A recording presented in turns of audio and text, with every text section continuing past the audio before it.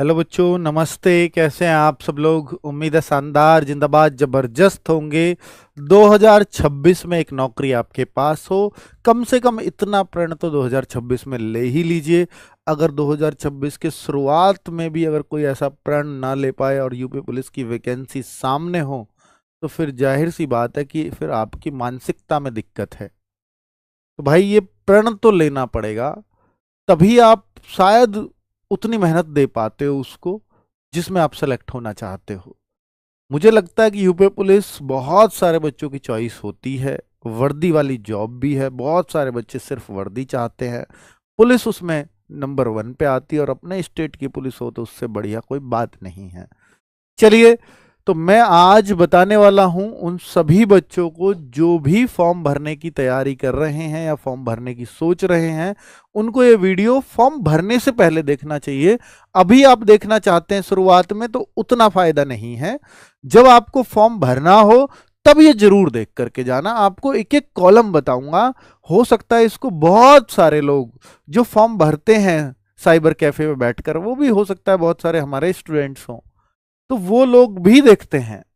और वो लोग देख करके तब वो किसी बच्चे का देखिए, जो सीरियस होंगे इंटरनेट पे बैठे हुए, वरना तो वो ये मान लेते हैं मैं सबको सब सर्व ज्ञाता हूं, मुझे क्या ही जरूरत है।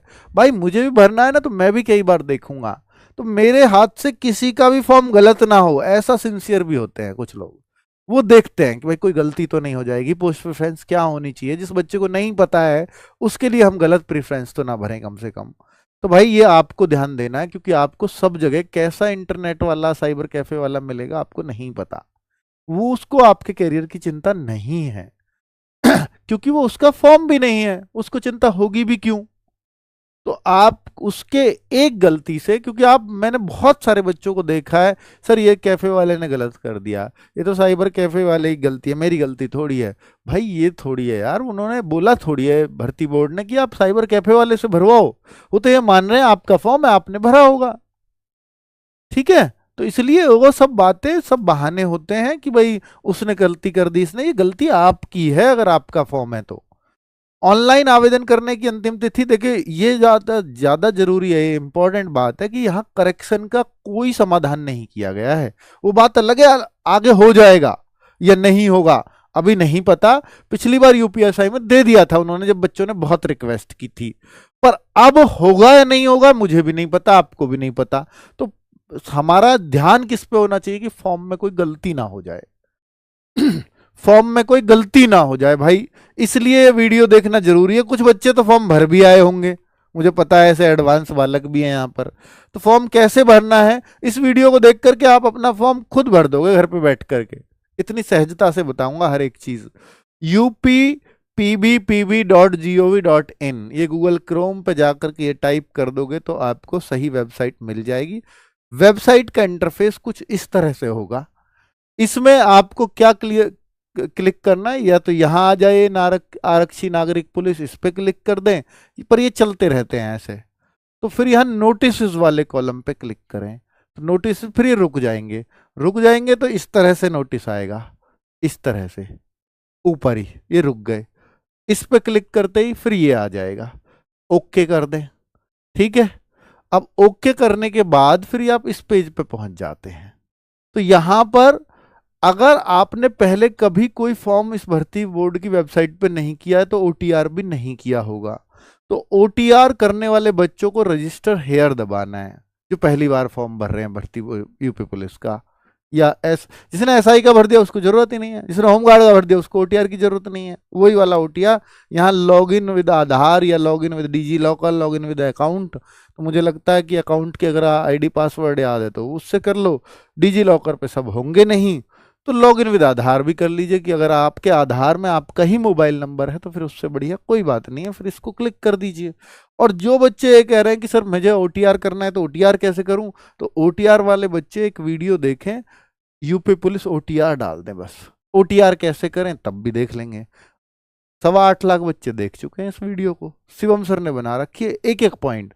ओटीआर में क्या करना होता है, वन टाइम रजिस्ट्रेशन, यानी आपकी बेसिक डिटेल, 10th की डिटेल, माता पिता का नाम, आपका नाम, कैटेगरी सब भरवा लेता है ये बेसिक डिटेल, है ना।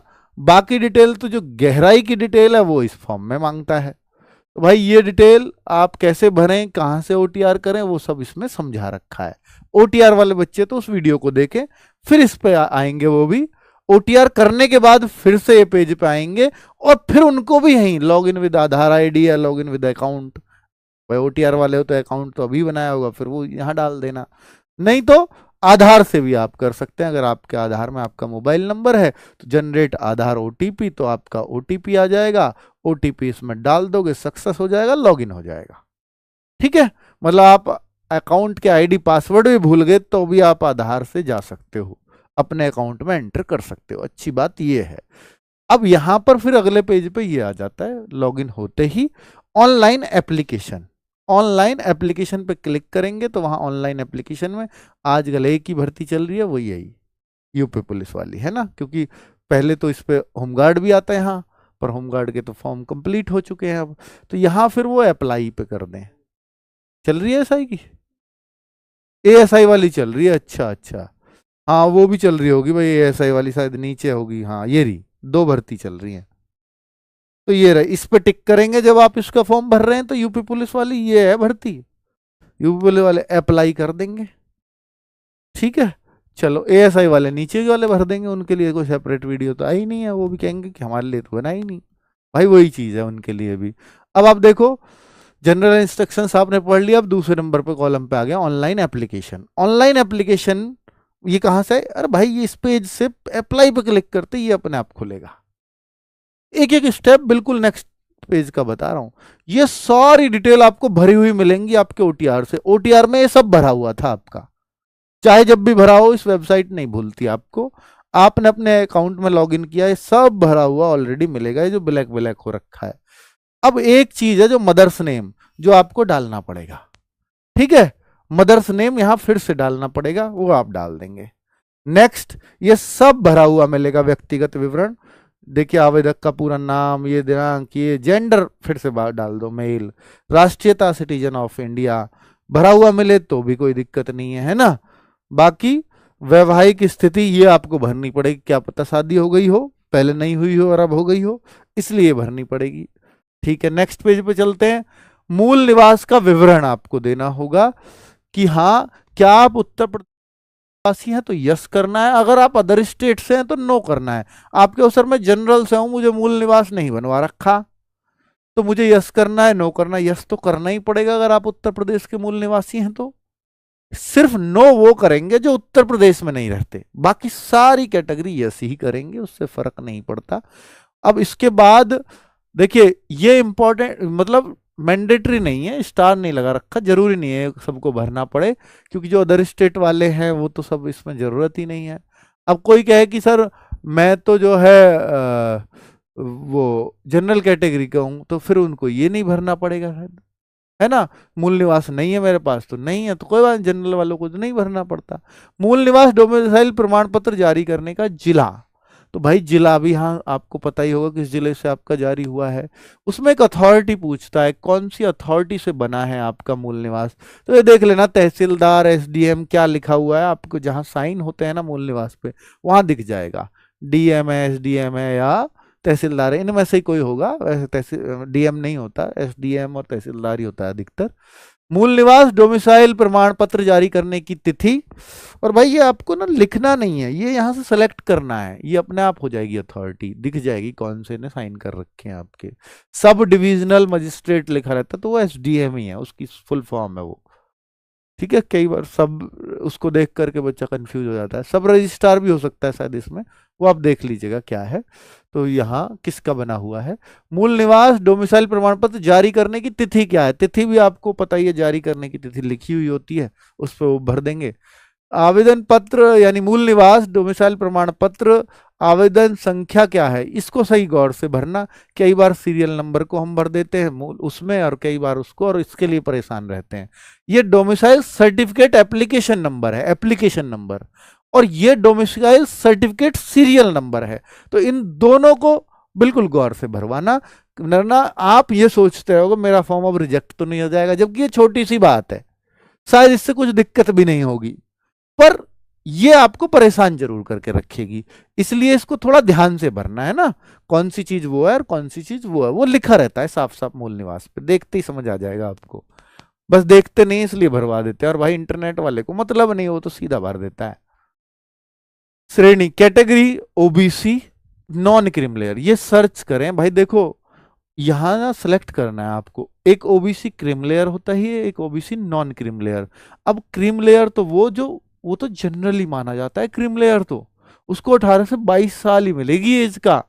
नॉन क्रीम लेयर करना इसको, अगर आप ओबीसी का फायदा लेना चाहते हैं और ओबीसी सर्टिफिकेट है आप पर, उस पर भी लिखा रहता है NBC non NCL non cream layer लिखा रहता है। ठीक है, आप देख लेना। तो इसको ओबीसी एनसीएल ही क्लिक करना है सबको, जिनका ओबीसी का सर्टिफिकेट। और भाई फिर ये श्रेणी प्रमाण पत्र मतलब कैटेगरी प्रमाण पत्र जो है, ये आपका जारी करने वाला जिला, जैसे मूल निवास में भरा आपने, किसको कौन जारी करता है, अथॉरिटी एसडीएम है, तहसीलदार है, कौन है वो इसमें सेलेक्ट हो ही जाएगा। और बाकी श्रेणी प्रमाण पत्र जारी करने की तिथि, यानी तिथि भी आपको इस पे से डल जाएगी। श्रेणी यही है, कैटेगरी वाला ही। तो भाई श्रेणी प्रवेश प्रमाण पत्र आवेदन संख्या फिर से वही डालनी है, और ये प्रमाण पत्र क्रम संख्या, सर्टिफिकेट का सीरियल नंबर। तो ये सब वही डिटेल जो आपने डोमिसाइल में डाली, ऐसी ही आपको जाति प्रमाण पत्र में डालनी है। क्लियर है सारी बातें, यहां तक कोई डाउट नहीं है ना किसी को भी। और ये बहुत इंपॉर्टेंट डिटेल है, इनको जरूर जरूर देना है आपको, ठीक है। और थोड़ी बहुत मिस्टेक हो जाएगी, वैसे तो मैं कहूंगा कि नहीं चलेगी, पर थोड़ी बहुत यहाँ सीरियल वीरियल में चल जाती है। परेशान मत होना, अगर आपने फॉर्म भर दिया और आपकी गड़बड़ हो गई है तो आगे सुधार लेना। वैसे सुधार का मौका अभी तो नहीं दे रखा, शायद आगे मिल जाए, ठीक है। पर कोशिश करो कि गलती ना हो, वरना टेंशन रहेगी, ठीक है। चलिए तो भाई सर्टिफिकेट का इतना भी ध्यान रखना, मूल निवास आपका कितना भी पुराना चल जाएगा, लेकिन ओबीसी का सर्टिफिकेट, ईडब्ल्यूएस का सर्टिफिकेट 1 अप्रैल 2025 के बाद का बना हो। कल बताया था मैंने वीडियो में, 1 अप्रैल 2025 के बाद का बना हो, और 30 जनवरी 2025 से पहला बना हो, 26 से पहला बना हुआ हो। 30 जनवरी 2026 से पहला, 1 अप्रैल 2025 से बाद का ईडब्ल्यूएस और ओबीसी। एससी का सर्टिफिकेट है, किसी का एसटी सर्टिफिकेट है, तो वो कितना भी पुराना चल जाएगा, बस 30 जनवरी 2026 से पहले बनवा लेना।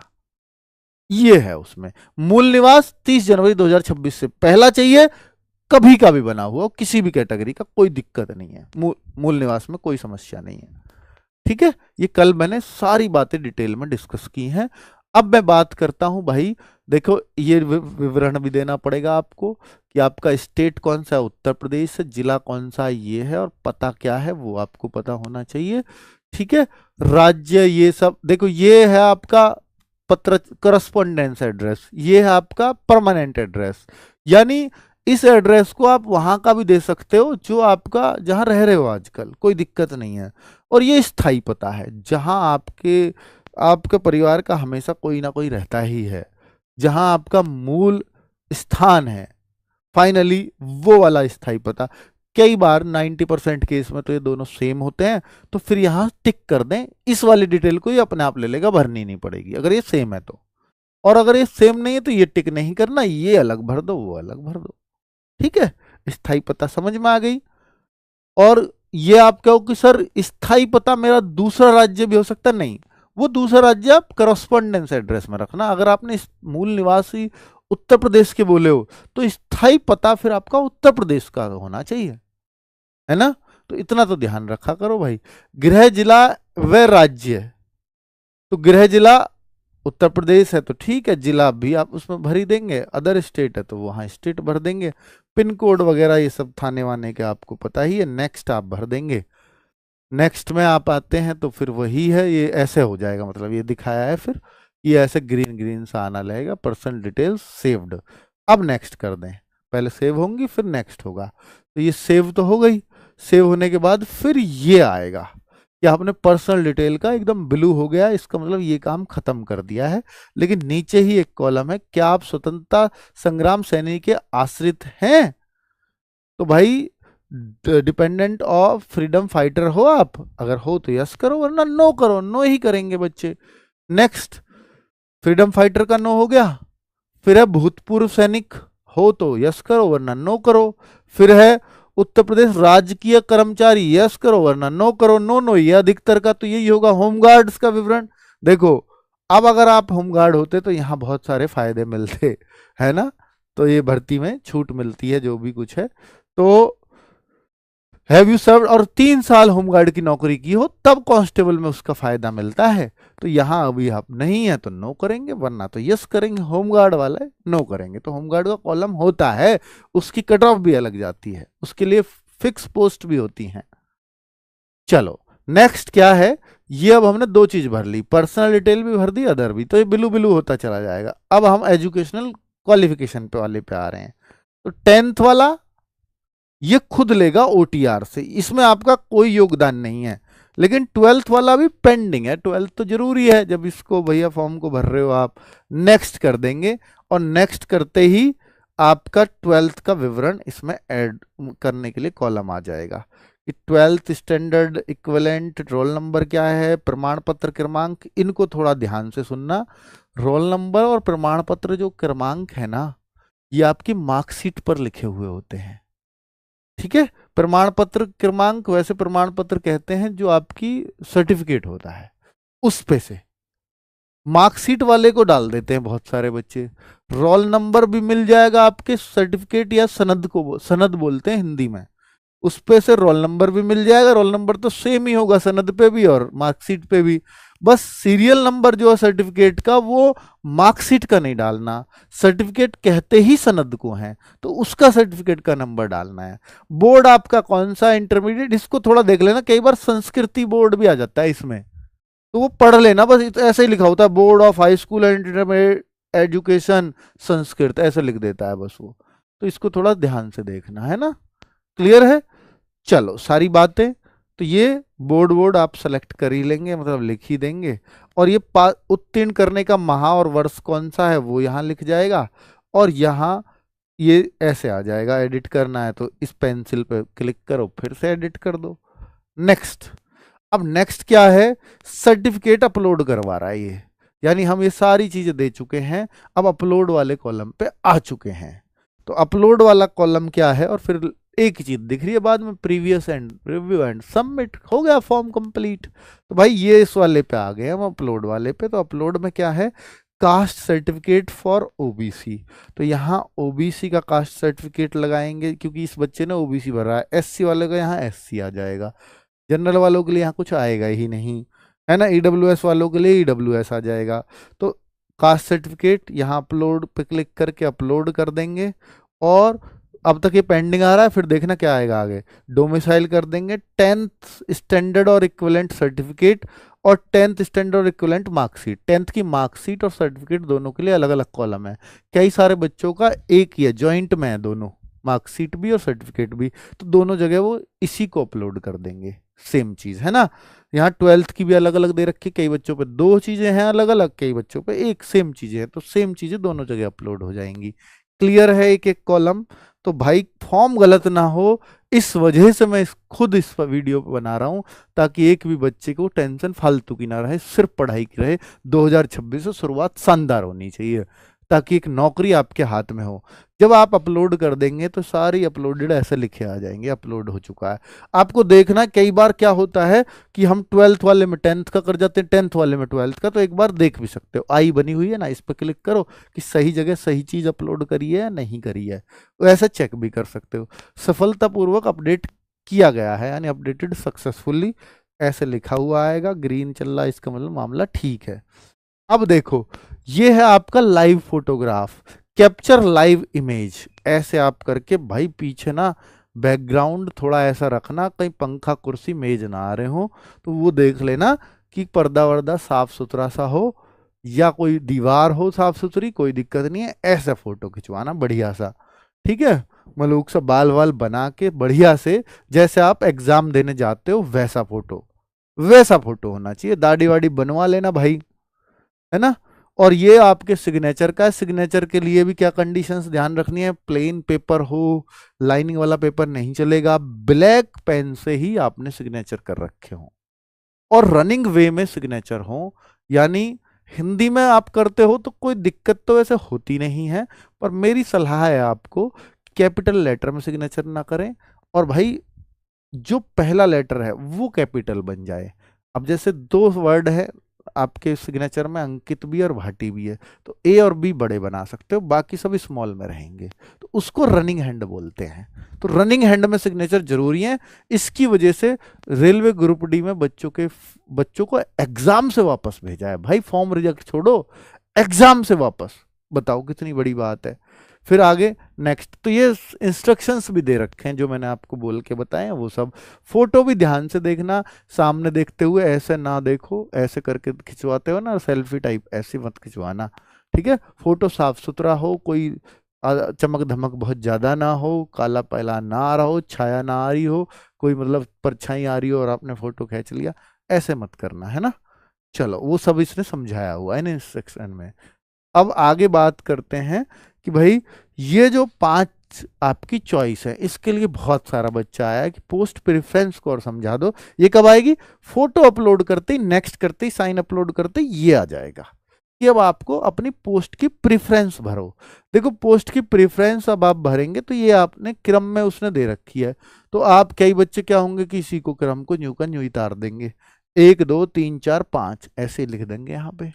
अच्छी बात यह है, पर उसने शुरू में सिविल पुलिस ही दे रखा है, कई बार पीएससी लिख देता है ऊपर, और फिर बहुत सारा बच्चा तो क्रम ही उतार देता है। और बच्चा क्यों उतारता है भाई? वो इंटरनेट वाला भर देता है, बच्चे को तो पता ही नहीं है उसने क्या भरा है। जब वो सेलेक्ट होने के कगार पे पहुंचता है तब देखता है, और यार ये क्या हो गया। देखो ये पोस्ट प्रेफरेंस ऐसे भर जाएंगी आपकी, प्लस प्लस करते चले जाना।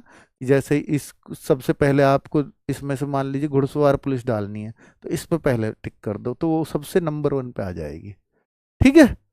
तो ऐसे फिर मान लो ये डालनी है, मान लो जेल वार्डर, तो नंबर 2 पे आ जाएगी। ये 2 लिखा आएगा उसके आगे, देखो प्रेफरेंस 1, ये सिविल पुलिस किसी बच्चे का फॉर्म है। अब आपको महिला कैसे करेंगी? महिला पुरुष ऐसे ही है, देखो जैसे पुरुष हो तो पुरुष की 5 प्रेफरेंस दिखाएगा इसमें, अगर कोई महिला है तो यहाँ 3 ही पोस्ट का नाम दिखाएगा, तो यानी ये पुरुष का फॉर्म है तो 5 उसको भरनी है। प्रेफरेंस 1 आरक्षी नागरिक पुलिस, पुरुष महिला लिख रहा है, इससे कंफ्यूज मत होना क्योंकि ये दोनों के लिए वैकेंसी इसलिए लिख रखा है। तो सिविल पुलिस पहले पर डालनी है, ये तो सभी डालते हैं, पुलिस का मतलब ही सिविल पुलिस होती है। नेक्स्ट है नंबर 2। नंबर 2 पे बहुत सारे बच्चे जेल वार्डर भी डालेंगे, बहुत सारे बच्चे घुड़सवार भी डालेंगे, बहुत सारे बच्चे विशेष सुरक्षा बल भी डालेंगे। नंबर 2 की अपनी अलग अलग कहानी हो सकती है, लेकिन लास्ट में बहुत सारे बच्चे पीएससी देंगे, और सही भी है। पीएससी की जॉब स्टेबल नहीं है। मैं थोड़ा थोड़ा फिर से विवरण बता देता हूं, मैंने कल भी वीडियो में बताया है कि मेरे भाई जो सिविल पुलिस है ये आपकी थानों की पुलिस है। विशेष सुरक्षा बल जो मेट्रो हैं, जिनमें पुलिस की ड्यूटी है चेकिंग वगैरह पे, वो सब इसकी ड्यूटी रहेगी। और आपके जो वीआईपी वगैरह उनकी सिक्योरिटी में आप फोर्सेस देखते होंगे, तो वो भी विशेष सुरक्षा बल के अंदर आ जाता है, तो वो ड्यूटी वो रहती है। नेक्स्ट है घुड़सवार पुलिस। तो घोड़ा पुलिस आपको पता है भैया, इसका स्पेशल टाइम फिक्स होता है और बहुत कम, मतलब मैं कहूँगा काम तो ना के बराबर ही होता है। तो घुड़सवार पुलिस में बहुत बच्चे खुश रहते हैं, बढ़िया पुलिस है। जानवरों से प्रेम करते हो तो भाई इससे बढ़िया कुछ नहीं हो सकता, ठीक है। इस पुलिस का यूज भी बहुत ही लिमिटेड टाइम पे ही होता है, बहुत ही जरूरत के टाइम पे, कि तो इसलिए इनका वर्कलोड उतना ज्यादा है नहीं, और पोस्ट भी 70-71 ही है। इस बात पे मत जाना कि 70-71 है तो इसको लास्ट में ही भरूं, नहीं, पोस्ट से कोई मतलब नहीं है कि भाई वो कम है तो मैं उसको नीचे भरूं और ज्यादा है तो ऊपर भरूं, नहीं, इससे कभी कोई फायदा नुकसान नहीं होता।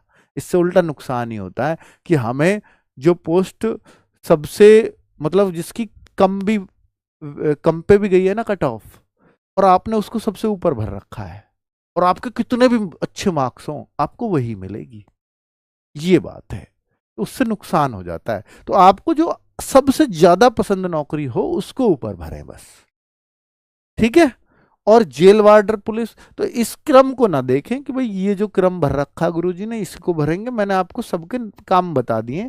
पीएससी का बस्ता हमेशा उठा रहता है, कभी 15 दिन में अपने जिले में भी रह सको, पर यह भी हो सकता फिर 500 किलोमीटर दूर प्रयागराज पहुंच गए, फिर पता लगी कि आप जो है देवरिया पहुंच गए, तो ऐसे आप बदलते रहोगे। तो ये पीएससी का होता है, और पीएससी की ड्यूटीज फिक्स नहीं होती। आपका जो है बटालियन पूरी पूरी ट्रांसफर होती रहती है बार बार, कभी वहां जरूरत है, कभी वहां जरूरत है, कभी वहां जरूरत है। तो पीएसी को इसलिए बच्चा थोड़ा लास्ट में ही रखता है। ठीक है, चलो महिलाओं के लिए भी मैंने बताई, तो मैंने आपको जॉब प्रोफाइल समझा दिया। अब आप अपने हिसाब से डिसीजन ले सकते हो। आपके उस पढ़ने का टाइम किस में मिल जाएगा, तो मैं कहूंगा देखो घुड़सवार पुलिस में भी खूब टाइम मिलेगा और जेल वार्डर में भी फिक्स टाइम है ड्यूटी का। इन दोनों में खूब टाइम है आपके पढ़ने का। विशेष सुरक्षा बल में अधिकतर टाइम फिक्स है, अधिकतर जगह टाइम फिक्स है। और ये जो सिविल पुलिस है ना भाई, इसमें काम बहुत है और कोई टाइम फिक्स नहीं है, कभी भी बुलाया जा सकता है ना। और थानों में ड्यूटी है तो 24 घंटे ही है, जो समझो। हालांकि 12-12 घंटे की ड्यूटी होती है, तो 12 घंटे बहुत होते हैं भाई। कंप्यूटर में ओ लेवल प्रमाण पत्र नो कर देंगे। प्रादेशिक सेना में भाई अगर नहीं है तो नो ही करोगे ना। प्रादेशिक सेना में सेवा दी है तो नो करेंगे, अगर नहीं दी है तो। राष्ट्रीय कैडेट कोर अगर ये एनसीसी है तो यस करो, वरना नो करो। अब ये घोषणा सारी टिक करनी पड़ेंगी आपको, पढ़ लेना। और भी आप देखते हो ये सब, राजकीय सेवा से मुझे कभी बर्खास्त नहीं किया गया, मैं घोषणा करता हूं कि मैं राष्ट्रीयता, आयु सीमा, शैक्षिक योग्यता, जितने भी ये सब डिटेल दिए सब मेरी करेक्ट हैं। तो वैसा कुछ ये आपका शपथ पत्र है, टाइप जैसे एफिडेविट टाइप देते हो आप, वो है। ठीक है, आगे मैं घोषणा करती हूँ कि मैं अविवाहित विधवा केवल एक ही जीवित जीवन साथी है। और मैं भी घोषणा करती हूँ मैंने किसी ऐसे स्त्री पुरुष से विवाह नहीं किया है जिसके पहले से जीवन साथी है। तो इसको यस कर देंगे, है ना। ठीक, मैं घोषणा करता हूँ यस, हाँ ठीक है, नहीं है वे मेरा। मैं घोषणा करता हूँ मुझे विधि द्वारा स्थापित न्यायालय किसी भी दोषी नहीं ठहराया गया है, यस। यस का मतलब इसको नो मत कर देना, नो से उल्टी चीज हो जाएगी। मैं घोषणा करता हूं मुझे किसी भी न्यायालय द्वारा दोषी नहीं ठहराया गया है। तो ये बात आपके लिए ठीक है या गलत है, ठीक है ना। हाँ, नहीं ठहराया गया। अगर ठहराया गया है तो इसमें नो करो, फिर नो की डिटेल दो, वे कहाँ कहाँ दोषी ठहराया है उसकी भी डिटेल मांग लेगा। मैं घोषणा करता हूं मुझे किसी भी राज्य की सेवा से बर्खास्त नहीं किया गया है, तो इसको भी यस करके आगे देवरिया और ये प्रीव्यू एप्लीकेशन, ये सब आपका दिख जाएगा। ये एप्लीकेशन सिग्नेचर भी दिखेंगे। और प्रीव्यू एप्लीकेशन में एक बार एप्लीकेशन दिखाता है ये, यहां भी चेक कर सकते हो आप, अगर कुछ करेक्शन होगा तो अभी भी कर सकते हो। फोटो भी आएगा, सिग्नेचर भी आएगा और सारी डिटेल्स आएंगी। सारी डिटेल्स इस तरह से आएंगी। मैंने ब्लैक कर रखा है ताकि डिटेल ना दिखाई दे, क्योंकि यूट्यूब की पॉलिसी है वीडियो तुरंत हटा दिया जाएगा अगर किसी की पर्सनल डिटेल आपने शेयर कर दी तो। ठीक है, तो ये सब आपको दिखाया हुआ है, एक एक चीज जो जो आपने भरी है वो सब ऐसे आएगा प्रीव्यू के रूप में, कि आप अपना फॉर्म देख रहे हैं कि सब एक बार पोस्ट प्रेफरेंस और ये सब कुछ देख सकते हो। नो नो जो आपने भरा, ये टिक किया, यस यस ये आपने किया, सब कुछ आ गया। और फिर ये फाइनली सबमिट, सब कुछ ठीक है, सबमिट करो वरना एडिट करो। अगर कुछ करेक्शन है तो लास्ट में एडिट का ऑप्शन भी, फिर सारे कॉलम फिर से कोई सा भी कॉलम को आप भर सकते हो, चेंज कर सकते हो। लेकिन एक बार अगर सबमिट हो गया फिर वो सबमिट है। सबमिट, फिर पे विद एसबीआई ई पे, तो ये सबको पेमेंट तो करनी ही है। तो पेमेंट करेंगे तो भैया ये कोई कहे कि मेरा एसबीआई का अकाउंट या कार्ड होना चाहिए तभी भरवाएंगे, नहीं नहीं नहीं, वो इन्होंने एसबीआई का वो ले रखा, वो अलग बात है। ठीक है, बाकी किसी को ये जरूरत नहीं है एसबीआई के अकाउंट हो पे करने के लिए। आगे बढ़े, आगे बढ़े तो फिर बढ़ के क्या है, ये टिक करके आगे बढ़ेंगे।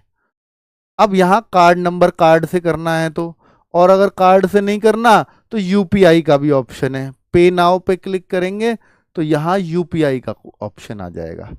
पे नाउ यूपीआई पे क्लिक करते ही ऐसे यूपीआई आएगा, ऐसे स्कैन करो बार कोड को, और 4 मिनट 45 सेकंड का टाइम है बार कोड को स्कैन करके वो करने का। पेमेंट कर दी, तुरंत ये सक्सेस हो जाएगा। सक्सेस होते ही फिर मामला सही, सब ठीक ठाक है, प्रिंट दे दो। आपका फॉर्म प्रिंट करवा के जरूर रखना, ये डॉक्यूमेंट वेरिफिकेशन में बहुत काम आता है, उस टाइम इसकी जरूरत पड़ेगी। चलो ये आप देख लीजिए कि भाई पेमेंट कंप्लीटेड, ये भी आएगा लिखा हुआ, वरना ये इनकम्प्लीट आता है तो फॉर्म रिजेक्ट हो जाता है भाई।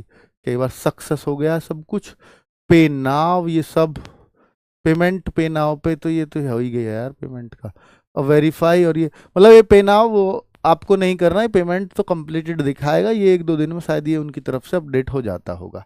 व्यू एप्लीकेशन देखना चाहो फिर से एप्लीकेशन देख सकते हो अपनी, और फिर कुछ और देखना चाहो तो बैच देख सकते हो कि आपको पढ़ाई करनी है भाई ये तो फॉर्म तो देख लिया, अब पढ़ाई कैसे करें? तो दीवान जी बैच से जो जुड़े हुए हैं उनके लिए फ्री है। और जो बच्चे अब पढ़ाई एकदम से नया साल देख करके, भाई मुझे तो बिल्कुल जीरो से एकदम हीरो लेवल तक की पढ़ाई करनी है, मेरे पास अभी टाइम बहुत है, क्योंकि होम गार्ड से पहले कोई चांस नहीं लगते एग्जाम होने के, तो ये मई या उसके बाद होगा। तो 4 महीने एक सफिशियंट टाइम है किसी भी बैच को अच्छे से कंप्लीट होने के लिए। तो इसकी क्लासेस हम लोग शुरू कर रहे हैं 12 जनवरी से। साढ़े तीन महीने में बहुत अच्छे से कोर्स आपका कंप्लीट हो जाएगा। प्रैक्टिस वगैरह लगातार करते रहेंगे, हम प्रैक्टिस सेट्स भी चलेंगे। तो 639 रुपये में बैच मिल जाएगा इस कूपन कोड के साथ, 12, 13, 14 तारीख तक। 15 तारीख से बैच 799 का ही मिलेगा। ठीक है बच्चों, ये सब बातें आपको पता होंगी। बैच कैसे लेना है? तो आप RW ऐप पर जाएंगे, वहां पे क्लिक करेंगे और पे, फिर आपका इस पे क्लिक करते ही बाई नाउ में अप्लाई कूपन UPP20 लिख देंगे और आपका ये 799, 639 आ जाएगा और पे कर देंगे। ठीक है, चलो। और ये बुक कल भी मैंने बताया था कि बहुत सारे बच्चों को यूपी जो पुलिस की जीके होती है उससे बहुत बड़ी टेंशन होती है। वो इसलिए क्योंकि उसमें ये टॉपिक्स बाकी एग्जाम्स में नहीं आते, ये वाले जो टॉपिक्स आपको दिख रहे हैं जो इस पे लिख रहे हैं। तो इन टॉपिक्स की हमने एक बहुत पतली सी किताब जिसमें क्वेश्चंस भी हैं और थ्योरी भी है, एक किताब बना दी है जो 10 जनवरी को लॉन्च हो रही है यूपी पुलिस के लिए स्पेशल। वही टॉपिक्स जो आपको जीके में टेंशन देते हैं, ये 18, 20, 22 जो भी टॉपिक्स हैं, उन सभी टॉपिक्स के भरपूर क्वेश्चंस, और इन सभी टॉपिक्स से एक एक जो जो नाम लिख रहे हैं एक एक क्वेश्चन जरूर आता है। ठीक है, चलो बच्चों, तो ये थी आज की वीडियो फॉर्म से संबंधित। आपके सारे डाउट क्लियर हो गए होंगे, फिर भी कुछ रह गया हो तो जरूर बताना। हाँ, एज का मैटर अगर आप पूछ रहे हैं, एज रिलैक्सेशन के लिए आज ट्विटर अभियान भी चला, तो बहुत बढ़िया, बहुत पॉजिटिव आपका अभियान गया है। शायद 1-2 दिन में ही आपका जो शासनादेश है वो जारी होने वाला है। आज भी हो सकता है, कल भी हो सकता है, मतलब वो पूरी तरह से साइन वाइन हो चुका है। तो ये खबर आपको दे रहा हूं। तो कुल मिलाकर के छूट मिल रही है, तो टेंशन मत लीजिए। थैंक यू, नमस्ते।